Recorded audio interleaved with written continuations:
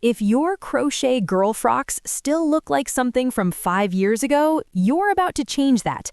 There's a reason some crochet creators can't keep up with orders, while others post their work and hear nothing. It's not talent, it's not even technique, it's the design choices. And in 2026, those choices have shifted in ways that most people in the crochet space haven't caught up with yet. So today, I'm going to show you exactly what's trending right now in crochet girl frocks, the fresh design ideas that are making people stop scrolling, and how you can bring these into your own handmade pieces, whether you're making them for your little ones at home or you're building a brand around handmade crochet, home decor, and fashion. Let's get into it. The first thing you need to understand is that the way people think about crochet for girls has completely changed. It used to be all about cute little granny square patterns, basic pastels, and simple shell stitches. And don't get me wrong, those will never fully go out of style, but 2026 has brought in this whole new wave of what I'd call structured softness. Frocks that look delicate and handmade, but have shape. They have intention. They look like someone designed them, not just crocheted until they had enough fabric. The first design idea you should know about is the tiered frock with open work detailing. Think about a girl's dress that has 2 or 3 layers, each one slightly wider than the one above it, and in between those layers there's open crochet work, small holes or mesh sections that let light through and give the dress this beautiful, breathable texture. This kind of design works incredibly well in cotton yarn, especially in off-white, cream, or dusty rose.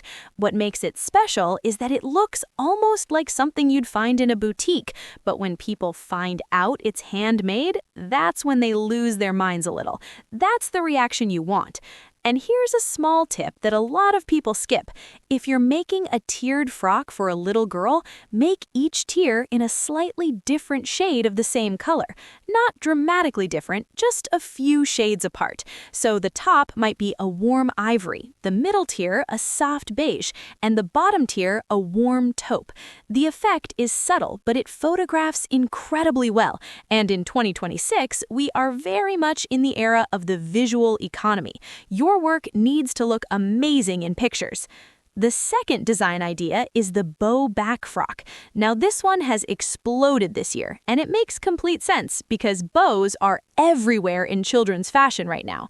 The idea is simple, but it makes such a big visual impact. You crochet the dress normally, and at the back, you add a large crochet bow, either attached permanently or made to be tied. The bow can be made in the same yarn as the dress or in a contrasting color for a pop of personality. Little girls love it. Parents photograph it obsessively, and if you're selling your crochet work, this detail alone can be the reason someone chooses your piece over a simpler design.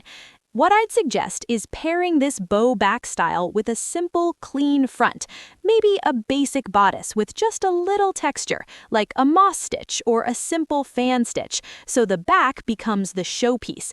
You design the whole dress to frame that moment when someone sees the back of it.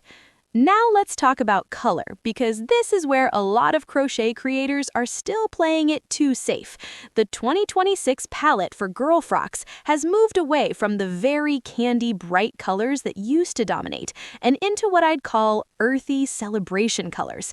Think terracotta, sage green, warm mauve, rust orange, butter yellow. These colors look incredibly rich when worked up in crochet, especially in textured stitches, because the way crochet yarn catches light means every stitch adds depth. One color combination that's getting a lot of attention right now is sage green paired with warm white. It's clean, it's modern, it has this freshness to it, and it works for babies, toddlers, and older girls. Another one is dusty lilac with cream. If you're making pieces for sale, these combinations stop people in their tracks when they scroll past them online. The third design idea, and this one might surprise you, is incorporating crochet frocks into a home decor aesthetic. Here's what I mean by that. If you make home decor items, cushion covers, table runners, hanging decorations, and you also make girl frocks, there's a huge opportunity right now to create matching sets. A crochet frock in the same yarn and stitch pattern as a bedroom cushion or a nursery wall hanging is something people genuinely go wild for. It tells a story, it shows intention and creativity, and it makes your work feel like a whole world rather than just individual pieces. This is something that the most successful handmade crochet brands are doing, and it's something you can absolutely do from your own home. The investment is the same: yarn, time, your hands, but the result is a product offering that feels high-end and cohesive. Let me give you a specific example. Imagine a sage green and cream theme. You make a girl's frock with a simple bodice, tiered skirt, and bow back detail in sage green and cream. Then you make a matching cushion cover in the same colors with an open work pattern. Then a small crochet mobile or wall hanging for a nursery in the same palette. Now you don't just have a dress, you have a collection, you have a brand moment, and that's exactly the kind of thing that gets shared, that gets screenshots taken, that gets people messaging you asking where to buy. The fourth design idea is texture play within a single frock. This is a more advanced technique, but even if you're still building your skills, it's worth understanding because it'll change how you look at pattern design. The idea is to use multiple stitch types in the same garment, each section having its own texture. So the bodice might be worked in a dense, smooth stitch for structure, the skirt in a more open, lacy stitch for flow, and the hem finished with a piqué or shell border for detail. When you do this well, the dress looks like it took enormous skill, and honestly, it did. But more than that, it looks like it was designed, not just made. And this brings me to something really important about crochet girl frocks in 2026.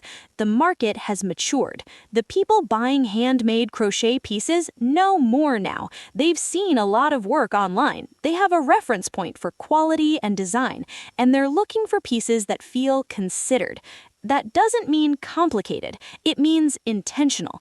Every part of the piece should look like it was chosen, not just happened. If you're making frocks for your own children, this thinking still applies because there's a satisfaction in creating something that looks truly beautiful, something that feels finished and special. Crochet has always been about the love put into the work, but in 2026, there's no reason the end result can't also be something that looks genuinely stunning.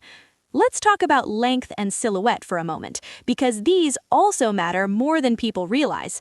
Right now, the most popular silhouettes for crocheted girl frocks are the A-line, which flares gently from the bodice down to the hem and is the most universally flattering, and the baby doll style, which has a slightly gathered or empire waist and a shorter, fuller skirt.